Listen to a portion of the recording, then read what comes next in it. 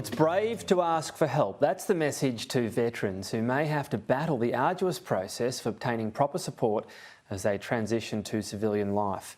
Bravery Trust is dedicated to helping those ex-servicemen and women who find themselves in financial hardship, assisting with urgent bills such as groceries and rent. It's all about empowering veterans. Joining me now is Bravery Trust Director and Veteran Steve Patrick. Thanks very much for your time. So this was started up a bit more than 10 years ago. What was the gap you were trying to fill here? Good morning, Tom. It's great to be here. Bravery Trust was established in 2011 to serve contemporary veterans. We had a big gap in conflicts between the end of the Vietnam conflict and the 90s and 2000s campaigns. There was a significant gap in age between those veterans of those earlier conflicts and the later conflicts. There is something like 40-odd thousand Australian servicemen and women who served in the Afghanistan and the Iraq conflicts. There's also a significant number who've served in the regional conflicts, East Timor and the peacekeeping missions, Bougainville, Solomon Islands, etc. BT was established to provide support to those contemporary veterans who may have slipped through the gaps of the existing schemes. Obviously, transition is never easy. Change is difficult in life, but this is a huge transition for people. And if it happens quite quickly with an injury, not only are you dealing with the injury, but suddenly you're in a situation you weren't really planning for. Is that the most difficult sort of cohort that you deal with? Look, there's about 5,000 or 6,000 ADF members who transition out of defence every year. The majority of those make the transition successfully and without any issues. There are two categories that probably are important here. One is the unexpected transition. So those members who might have been injured either physically or mentally, that transition happens quickly and without notice and without warning. All of a sudden they're out of an environment which they're used to and comfortable in, and they have to make a transition into civilian life, potentially with an injury, so they're behind the 8 ball already.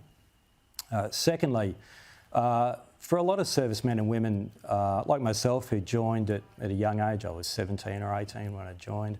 I was, I was housed and fed and clothed, and had all my medical and dental expenses looked after. I never had to get a Medicare card or do a lot of those things which are required in everyday life. When the transition happens, there's a knowledge gap there.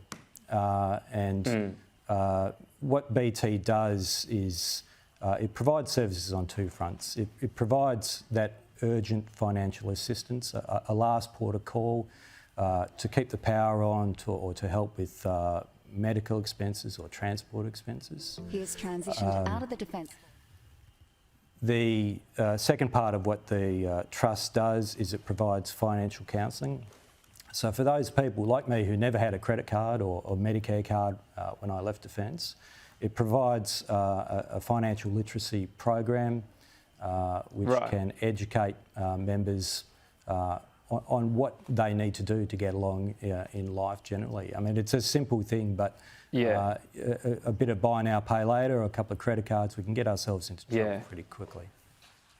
Well, yeah, it is simple, but look, that happens to a lot of people in terms of suddenly finding yourself in that debt. And as you allude to, you've got a lot of people that enter the ADF in their teens.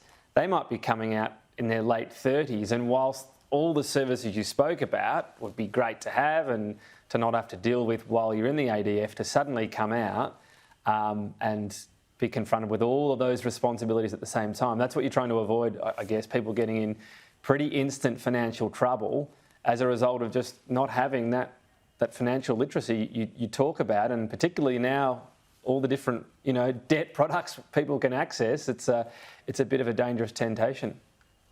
That's right, and we have to remember as well that a lot of our members are coming out with mental health issues.